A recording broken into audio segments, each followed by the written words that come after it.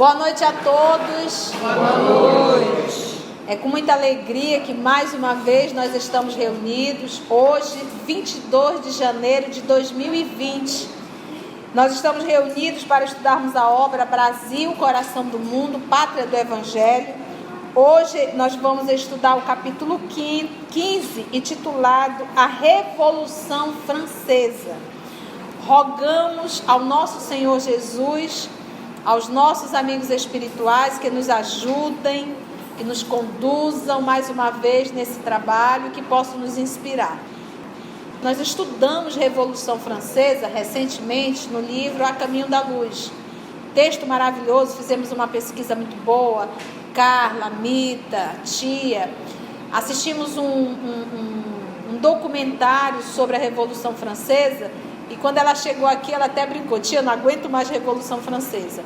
Mas foram realmente 10 anos de muita confusão. Então, a nossa querida Aramita vai fazer um flashback, para que nós possamos nos ambientar nesse período da Revolução Francesa e entender um pouco o que aconteceu, tá bom? Se o nosso querido Zé Paulo também quiser nos ajudar, sinta-se à vontade. Bem, a Revolução Francesa, como a tia já falou, foi um período de 10 anos, de 1789 a 1799, e ela começou porque na primavera e no verão anteriores a colheita não foi tão boa e o povo estava passando fome. Claro, se a colheita não for tão boa, o que eles fizeram num determinado momento, aumentaram o preço do pão. Com o aumento do pão, já tinha muita gente morrendo de fome, então eles começaram a revolta. Quando invadiram Versalhes, e fizeram a Declaração dos Direitos do Homem. Mas não terminou aí, porque a invasão de Versalhes em 1789 não constituiu ainda um Estado democrático e a República. Eles só declararam, mas não estava consolidada. E o rei queria voltar. E aí eles começam a fazer os encontros, tem a declaração do cidadão e do homem, porque, se vocês sabem, no período feudal era assim, tinha as classes sociais e quem nascia plebe, morria plebe. Quem nascia com direito da nobreza, tinha direito a todas as regalias e tinha mais uma coisa, não pagava imposto. Então, só quem pagava imposto era o povo. Era a plebe. Isso, daí a Revolução Revolta. Nobre não pagava imposto. Então, isso era mais um fator de revolta. Então, eles tomaram, invadiram Versalhes, que era onde era o Palácio do Rei, que não é próximo da França. Depois houve a invasão da Bastilha, que era uma cidadela, onde era uma prisão, e eles mataram todo mundo que estava na Bastilha, o diretor da Bastilha e todo mundo.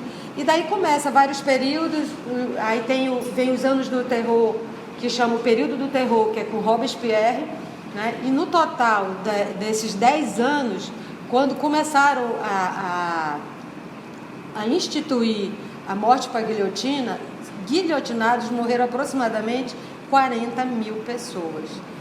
Faz-se um cálculo que tinha dias que tinha 100, 200 execuções num dia. Então, era uma atrás da outra.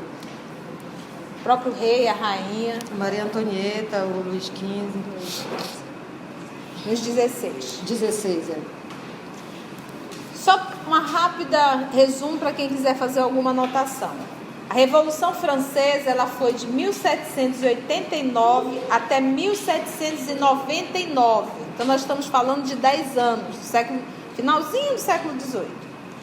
Foi um período de intensa agitação política e social na França. E tudo começou por conta do trigo do pobre. Você imagina você tirar do pobre para pagar e o rico era beneficiado. Então, na verdade, não mudou muita coisa, não. A gente observa quem está no poder, vai criando, fazendo legislações que beneficiem a eles. Então, isso era naquela época. A política não mudou muito. Se eu estou numa posição e eu posso mudar o salário, você imagina que nós vivemos num país onde nós temos legisladores, nós temos irmãos de determinadas posições sociais que recebem do Estado, do governo federal, um salário de 45 mil, 50 mil reais, mais regalias. E eles se deram esse aumento. E nós temos uma massa humana vivendo com salário mínimo de... bruto. Ainda tem os descontos. Então a história ainda se repete. De uma forma mais velada, talvez, mas ela ainda se repete. Então o povo se rebelou. E isso no meio político era um mandando o outro ser morto, um mandando o outro ser morto. Robespierre foi aquele que ele foi assim, a cabeça da revolução, fez um movimento muito grande, mas acabou também depois se beneficiando um contra os outros.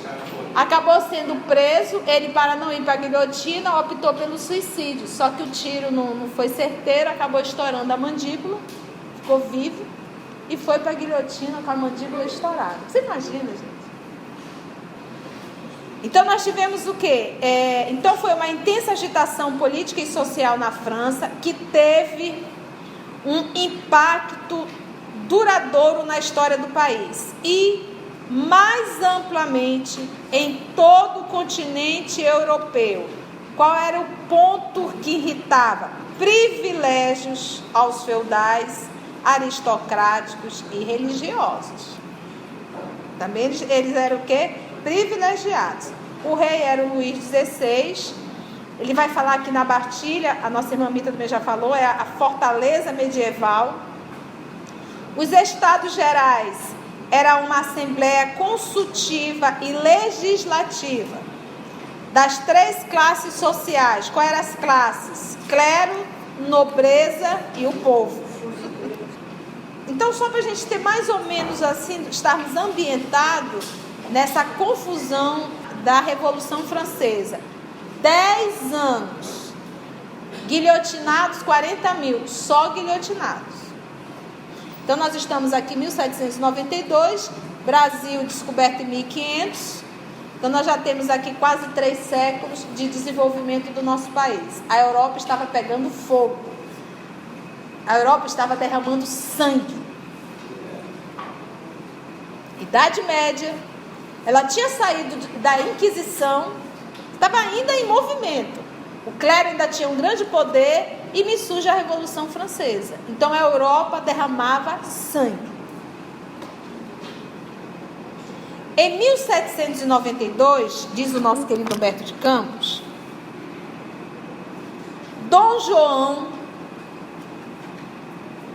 assumia a direção de todos os negócios do trono português, em 1792, em virtude da perturbação mental de sua mãe, Dona Maria I.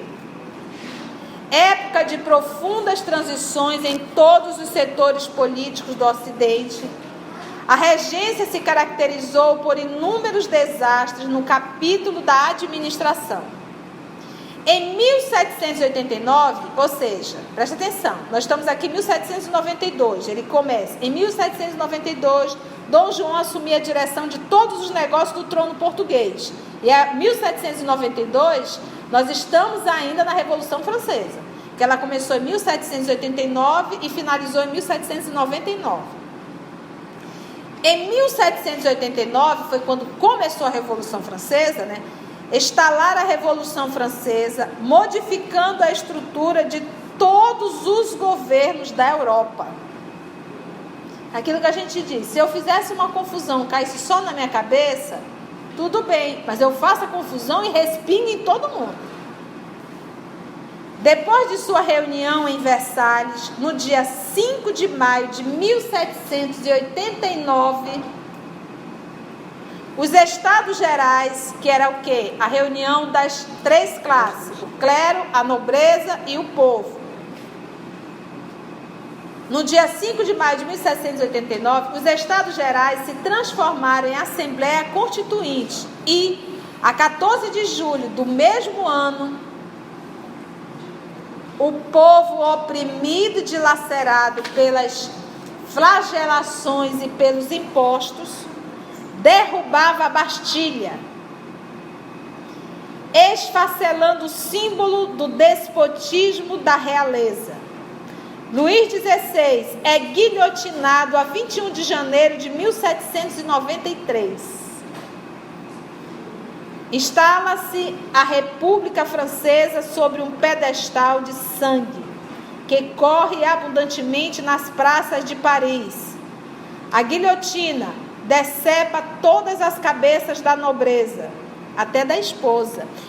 O Luís XVI, quando foi guilhotinado, ele foi num carro fechado. Num carro que a gente chama, era uma carruagem fechada. A esposa dele, a rainha, não. Ela foi levada naquele carro que era levado os escravos em grade, exposta a toda uma sociedade. A humilhação para ela foi muito maior. A guilhotina decepa todas as cabeças da nobreza. Após a declaração dos direitos do homem e do cidadão, as coletividades da França se haviam entregado àqueles anos de embriaguez do morticínio. Esses movimentos invadem todos os departamentos das atividades políticas da Europa. Todos os tronos se unem, então, para o extermínio da República nascente. Mas os revolucionários não esmorecem na sua encarniçada resistência. Todas as pessoas suspeitas são decapitadas, porque ali você desconfiava até da sombra. A pessoa estava batendo no teu ombro e estava te indicando para a guilhotina. Porque eram denúncias, né? Todas as pessoas suspeitas são decapitadas. O período do terror é a grande ameaça ao mundo inteiro. Esse período, porém, se encerra com a morte de Maximiliano Robespierre. Então, Robespierre, ele nasceu em 1758 e desencarnou em julho de 1794. Então, ele ainda pegou aí quantos anos de Revolução Francesa? 5 anos. A metade. Mas ainda teve mais 5 anos depois de Revolução. Ele era advogado político francês, uma das personalidades maior da Revolução, tá?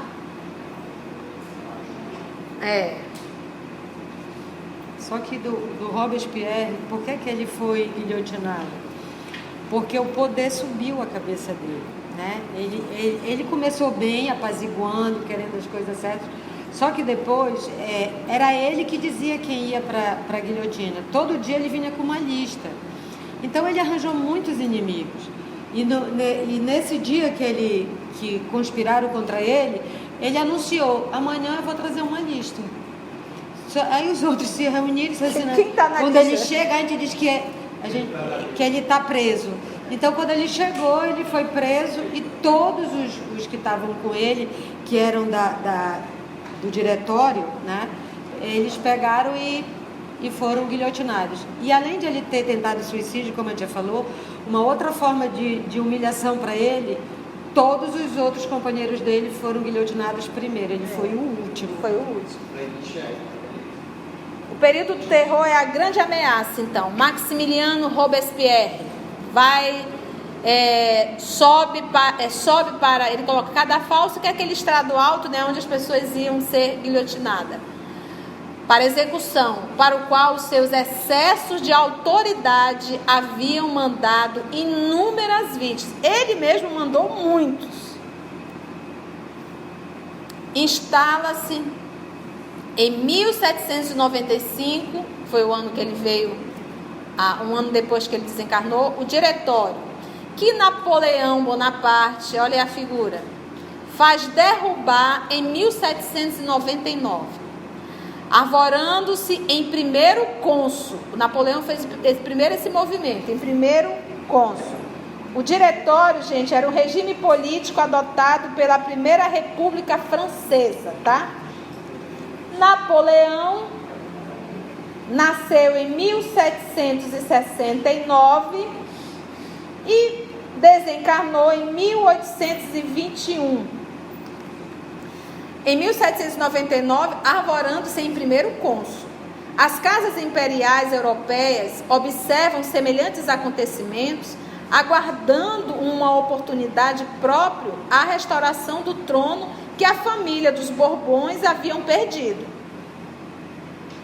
A França, após os desperdícios de força na luta fratricida, caíra nas mãos do ditador inteligente e implacável, que a conduziria ao caminho de todas as aventuras.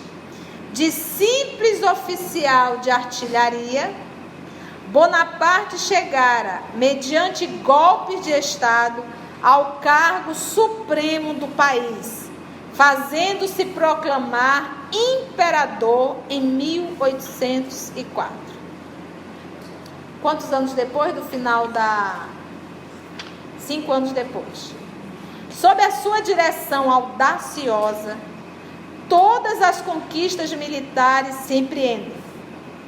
A Europa inteira presta-se para a campanha, ao tinido sinistro das armas. Pela estratégia dos generais franceses, caem todas as praças de guerra e o imperador vai catalogando o número ascendente das suas vitórias. Foi conquistando. A esse tempo, todos os gênios espirituais do Ocidente se reúnem nas esferas próximas do planeta. Todos os gênios espirituais que trabalham ali no Ocidente se reúnem nas esferas próximas do planeta, implorando a proteção divina para os seus irmãos da humanidade. Emissários de Jesus descem com a sua palavra magnânima a instruir os trabalhadores do bem, levantando-lhes as energias para os bons combates. E é um grupo de espíritos nobres, lembra só, os espíritos que são responsáveis pelo Ocidente, desesperado, se reuniram próximo ao planeta para orarem. E Jesus envia esses missionários aqui, esses espíritos, para falar a esses trabalhadores. Vamos ver o que eles vão dizer. Irmãos, elucidam eles, ordena o Senhor que espalhemos a sua luz e o seu amor infinito sobre todos os corações que sofrem na terra.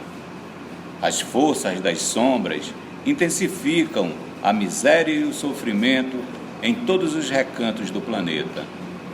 As ondas revolucionárias enchem de sangue todas as estradas do globo terrestre, e as trombetas da guerra se fazem ouvir, entoando as notas horríveis da destruição e da morte. Levantemos o espírito geral das coletividades oprimidas, renovando a concepção de liberdade na face do mundo. Anjo amigo, interpelou um dos operários da luz naquela augusta assembleia. Estarão enquadrados na lei divina os trágicos acontecimentos que se desenrolam na terra? Os tribunais se instalam para julgamentos sumários que terminam sempre por sentenças de morte. As preces das viúvas e dos órfãos elevam-se até nós nos mais dolorosos apelos, e enquanto procuramos amparar esses irmãos com os nossos braços fraternos, o banquete da guerra, presidido pelos ditadores, prossegue sempre como se obedecesse a uma fatalidade terrível dos destinos do mundo. Porque a primeira fala é uma fala de, olha, vamos lá, Jesus ordena, né? Irmãos, ordena ao Senhor que espalhemos a sua luz, o seu amor infinito. Aí um dos anjos amigos meio que desesperado, mas como? O negócio está pegando fogo. Quem mandou essa guerra? Que os tribunais se instalam para julgamentos sumários que terminam sempre por sentença de morte. As preces das viúvas estão doidos, tadinho. Os anjos estão desesperados. Porque tem uma hora que a gente meio se desespera, e agora? Estão fazendo hora extra e não está dando. Está dando, vamos ver. Irmãos, Explica o mensageiro. o plano divino é o da evolução, e dentro dele todas as formas de progresso das criaturas se verificariam sem o concurso desses movimentos lamentáveis, que atestam a pobreza moral da consciência do mundo. Só um tempo. Não necessitaria de guerra para eu evoluir. A gente tem que tirar essa ideia da cabeça que para eu crescer, eu tenho que passar por desgraças, por misérias. Nós temos que passar por provas. Por provas. E tem várias formas. Ninguém precisaria sujar as mãos para que outro evoluísse.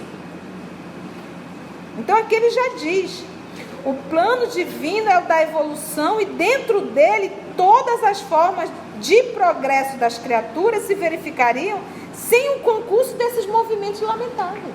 Todos vieram com a missão de ajudar, só que o quê? O poder, a ganância, Sobe a cabeça, sobe e a pessoa põe tudo a perder. Porque como o cidadão se destaca, ele não parou para pensar que se eu me destaquei é porque eu tenho uma responsabilidade. Eu estou aqui para ajudar, mas não, ele quer se beneficiar desse destaque. E aí se perde todo. A revolução e a guerra não obedecem ao sagrado determinismo das leis de Deus. Traduzem o atrito tenebroso das correntes do mal, que conduzem o barco da vida humana ao mar encapelado das dores expiatórias. Os pensadores terrestres poderão objetar que das ações revolucionárias nascem novas modalidades evolutivas no planeta e que múltiplos benefícios se originam das suas atividades destruidoras. Nós, porém, não compreendemos outras transformações que não sejam as que se verificam no íntimo dos homens, no augusto silêncio do seu mundo interior, conduzindo-os aos mais altos planos do conhecimento superior. Se, após os movimentos revolucionários, surgem no orbe novos aspectos de progresso geral, é que o bem é o único determinismo divino dentro do universo. Determinismo que absorve todas as ações humanas para as assinalar com o sinete da fraternidade, da experiência e do amor.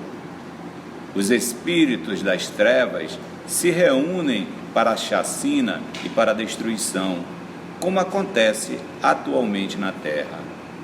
Aliando-se às tendências e às fraquezas das criaturas humanas, levam a mentalidade geral a todos os desvarios. Eles julgam estabelecer o império das sombras no plano moral do globo terrestre. Mas a verdade é que todos os triunfos pertencem a Jesus, e as correntes da luz e do bem absorvem todas as atividades, anulando os resultados, porventura, decorrentes da expansão limitada das trevas. É essa a razão porque, mesmo depois destas ações destruidoras, florescerão outros núcleos valiosos de civilização, até que a fraternidade deixe de ser uma figura mitológica no coração das criaturas humanas, até que estejam extintas as vaidades patrióticas, para que prevaleçam um só rebanho e um só pastor, que é Jesus Cristo. Os seres das sombras terão o poder de arrastar o homem da terra às lutas fratricidas. Mas ai daqueles que fomentarem semelhantes delitos. Para as suas almas, a noite dos séculos é mais sombria e mais dolorosa. Infelizes de quantos tentarem fechar a porta ao progresso dos seus irmãos, porque acima da justiça subornável dos homens há um tribunal onde impera a equidade inviolável. Temes, né? Temes, que é a deusa, né? É a deusa guardiã, juramento e da lei, né? A deusa da justiça. A Temis divina conhece todos os traidores da humanidade que passam pelo mundo glorificado pela história. A condenação lhes marca a fronte e aos seus ouvidos ecoam incessantemente as palavras dolorosas. Caim, Caim, que fizeste dos teus irmãos, maldito? Somente as lágrimas no círculo doloroso das reencarnações tenebrosas lhes abrem uma vereda para a reabilitação nas estradas eternas do tempo. Eu vou finalizar e aí nós vamos voltar só na fala dele e comentar alguns pontos, tá bom? Dissolvida a Assembleia do Infinito, os amigos dos infortunados espalharam-se pelas sendas terrestres a reerguerem seus irmãos nas lutas redentoras. Napoleão prosseguia, deixando em toda parte um rastro de lágrimas e de sangue. Suas incursões em todos os países lhe granjeavam o espólio miserável das posições e das coroas, que o ditador ia distribuindo pelos seus familiares e amigos. Mudou, arranca do povo e dá aos seus. O século XIX começava a viver embalado pelo fragor das armas em todas as direções. Portugal alia-se à Inglaterra, resistindo às ordens supremas do conquistador. Bonaparte assina um tratado com quem? Com a Espanha. Para ele chegar em Portugal, ele tinha que ir pela Espanha. Bonaparte assina um tratado com a Espanha, que já se havia dobrado as suas determinações, e ordena a invasão imediata de Portugal. Porque só tem uma forma de você entrar em Portugal: pelo mar ou pela Espanha. A Inglaterra, com a sua prudência, sugere à Casa de Bragança a retirada para o Brasil. Dom João VI hesita antes de adotar semelhante resolução. O grande príncipe, tão generoso e tão infeliz, é encontrado nas vésperas da partida a chorar convulsivamente em um dos aposentos privados do palácio. Imagina ser largado do seu país para o Bonaparte tomar conta. Mas aquela decisão era necessária e inadiável. A frota real velejou do Tejo a 29 de novembro de 1807, a caminho da colônia, e mal havia desaparecido das águas pesadas do Atlântico, já os soldados de Junot nasceu em 1771, partiu em 1813, chamado de A Tempestade. Foi um militar francês, coronel e general. Então o homem ia chegando e já ia. Então, já os soldados de Junot se apoderavam de Lisboa e de suas fortalezas, com ordem de riscar Portugal da carta geográfica europeia. Contudo, os gênios espirituais velavam pelos vencidos e pelos humilhados. Dom João VI chega ao Brasil em janeiro de 1808. Quanto tempo nas águas, hein? Não, gente, ele saiu de lá 29 de novembro. Quase 2 meses. 2 meses e um pouquinho, viajando no nosso Atlântico. Dom João VI chega ao Brasil em janeiro de 1808, depois de uma viagem cheia de acidentes e contrariedades. O bondoso príncipe encontraria, na terra do Evangelho, a hospitalidade que os reis de Castela não encontraram nas suas colônias da América do Sul. Quando, acossados, perseguidos pelas mãos de ferro do ditador, a Casa de Bragança ia dilatar até aqui os limites do seu reino, reconhecido e feliz por encontrar no Brasil a compreensão e a bondade, o acolhimento e o amor. Dom João VI nasceu em 1767, desencarnou em 1826. Rei de Portugal, de 1816 até 1822. Vamos fazer vamos fazer um comentário sobre o mensageiro. Ele diz que o plano divino é o da evolução. Ele diz que a revolução e a guerra não obedecem ao sagrado determinismo das leis de Deus. Mas sim que essa guerra traduz o atrito tenebroso das correntes do mal que conduzem o barco da vida humana ao mar de ondas das dores expiatórias, que vai ter que passar. Mais embaixo ele coloca assim: os pensadores terrestres poderão objetar que das ações revolucionárias nascem novas modalidades evolutivas no planeta e que múltiplos benefícios se originam das suas atividades destruidoras. Você vai dizer, não, mas a França se libertou, se não houve aquela revolução de 10 anos, a opressão do povo, nós estaríamos... Nós, porém, diz o mensageiro, não compreendemos outras transformações que não sejam as que se verificam no íntimo dos homens, no augusto silêncio do seu mundo interior, conduzindo-os aos mais altos planos do conhecimento superior. A única forma é evangelização, autoevangelização. Hoje eu andando, trabalhando, estava externo, a colega dirigindo, a gente quando está dirigindo, a gente fixa muito nos carros. Como eu estava de carona ao lado, eu ia prestando atenção que estava em torno.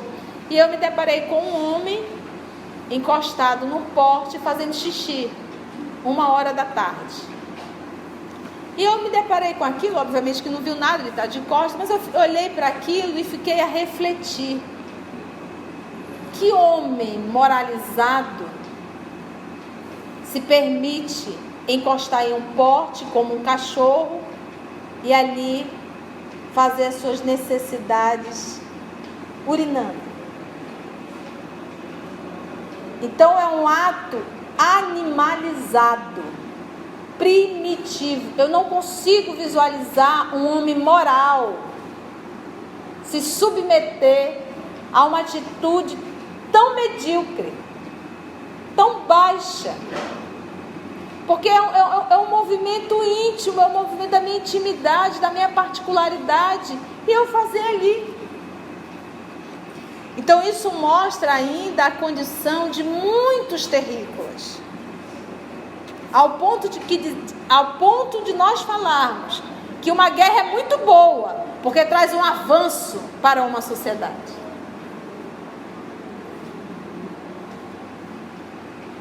É que é só essa forma de ver, né? Só não essa consegue, até na Segunda Guerra Mundial, houveram muitos avanços científicos por conta das pesquisas bárbaras e das experiências cruéis que os alemães faziam com os judeus.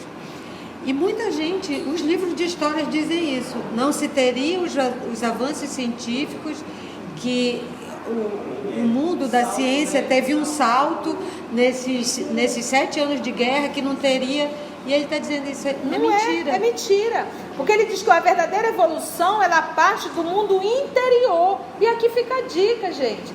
Nós fazemos o estudo, mas realmente a mudança, ela é interior. Nós estamos aqui falando, mas cada fala nossa cai em particular em cada um de nós. O que cai para um não cai para outro. Aquilo ali me tocou, aquilo ali não me fez diferença. Porque é um movimento íntimo. E esse movimento íntimo, aqui a gente faz um movimento de reflexão. No nosso cotidiano, a gente faz o movimento de sedimentar o que a gente refletiu. De fazer um movimento de realmente de mudanças. Só vivendo.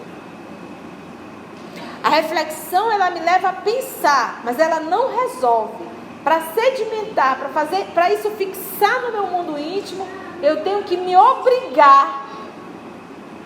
Eu tenho que me obrigar a ser bom. Eu tenho que me obrigar a servir. Eu tenho que me obrigar a tolerar. Porque não é fácil tolerar. Continua ele aqui, ó. Se após os movimentos revolucionários surgem no orbe novos aspectos de progresso geral, é que o bem é o único determinismo divino. Não foi por conta da guerra, foi por conta do bem. Dentro do universo. Determinismo que absorve todas as ações humanas para as assinalar com o sinete da fraternidade, da experiência e do amor. Agora olha aqui, ó. Os espíritos das trevas se reúnem para a chacina e para a destruição. Os espíritos das trevas encarnados e desencarnados. Como acontece atualmente na Terra. A gente acha assim, 10 anos de revolução. Quantos anos a Síria está em guerra? No nosso século. Todo aquele povo sendo expulso, sendo exilado, invadindo. Se você vai para a Europa, tem alguns países lá que você olha e você só vê sírio. Só que não está acontecendo só lá, nós estamos vivendo isso aqui também. Eu digo que hoje o amazonense não fala mais português, fala espanhol. Porque tu vai com os atendentes, tem muito espanhol. Quem são? Que fala espanhol? Quem são? Somos o quê? Os nossos o quê? Os venezuelanos. É um sotaque aqui, um sotaque ali, que também foram expulsos. Não vai sair mais terceira guerra. A humanidade que está aqui, o grupo que está aqui, não comporta mais isso. São esses gatos pingados que esse é o momento do exílio. Hoje a nossa guerra, hoje o que está dizimando vidas é a depressão, é o suicídio. Esse está dizimando vida em todos os lugares do nosso planeta. Para onde você vai, tem muitas pessoas mortas, vivas, à base de medicação, sedados, porque não conseguem controlar as próprias emoções. Isso sim. Esse é o momento. Por que adoeceu hoje? Não. Está há séculos se adoecendo. Está há séculos se adoecendo. Para finalizar, porque o tempo já foi, ele diz assim, olha. Mas a verdade é que todos os triunfos pertencem a Jesus. Cadê a Roma? Cadê os imperadores? A Jesus. E as correntes da luz e do bem absorvem todas as atividades, anulando os resultados porventura decorrentes da expansão limitada das trevas, porque a treva ela tem limite. É essa a razão porque mesmo depois dessas ações destruidoras, florescerão outros núcleos valiosos de civilização. Até que a fraternidade deixe de ser uma figura mitológica no coração das criaturas humanas, até que estejam extintas as vaidades patrióticas, extinta, meu país, meu Brasil, meu isso. Somos todos uma só nação. Se eu vejo meu irmão haitiano, ele é da mesma nação que eu. Se eu vejo meu irmão venezuelano, é da mesma nação que eu. Porque o nosso pai não é um só? a casa do Pai também. Então não tem isso. Fulano está dentro do meu país. O que é isso? Para que prevaleça um só rebanho e um só pastor, que é Jesus Cristo. Os seres das sombras terão o poder de arrastar o homem da terra às lutas que matam uns aos outros, irmãos. Fratricida é matar os irmãos. Mas, ai daqueles que fomentarem semelhantes delitos. Ai daqueles. Para as suas almas, a noite dos séculos é mais sombria e mais dolorosa. Então, quando eu vejo o irmão nosso político, e que eu escuto os noticiários, desviou 1 milhão não sei para onde, 1 milhão não sei para onde, 1 milhão não sei para onde, propina de não sei o que, eu não tenho raiva. Eu tenho dó. Porque as noites de sombras serão séculos. Porque isso também promove guerra. Porque isso promove fome. Isso promove miséria em todos os setores. Ainda há pouco nós lemos no Céu e Inferno, Max, o mendigo, chamado também de um conde, que viveu quase um século, morando na estrebaria do castelo. Depois veio saber, né, Marcos, que ele, em verdade, outrora era o dono daquele castelo, mas que explorou muito. Usou o dinheiro para jogo, para vícios, para bebidas, orgia, maltratava os seus vassalos. E como ele sofreu no mundo espiritual. Aguardou uma nova reencarnação, veio como mendigo, naquela mesma localidade, e morava num prédio, no castelo que era dele, agora numa situação de o quê? Mendigo, vivendo dentro da estrebaria. Quase 100 anos. E não é Deus que castiga. Não é Deus. Ele inclusive pediu. É a própria consciência. Hã? Só um orou por ele. Acabou, gente, mais um capítulo dessa cultura de espiritismo, né? Quem imagina que a gente está estudando isso aqui dentro, né, Claudinha? Vamos orar? Gente, é sempre uma alegria.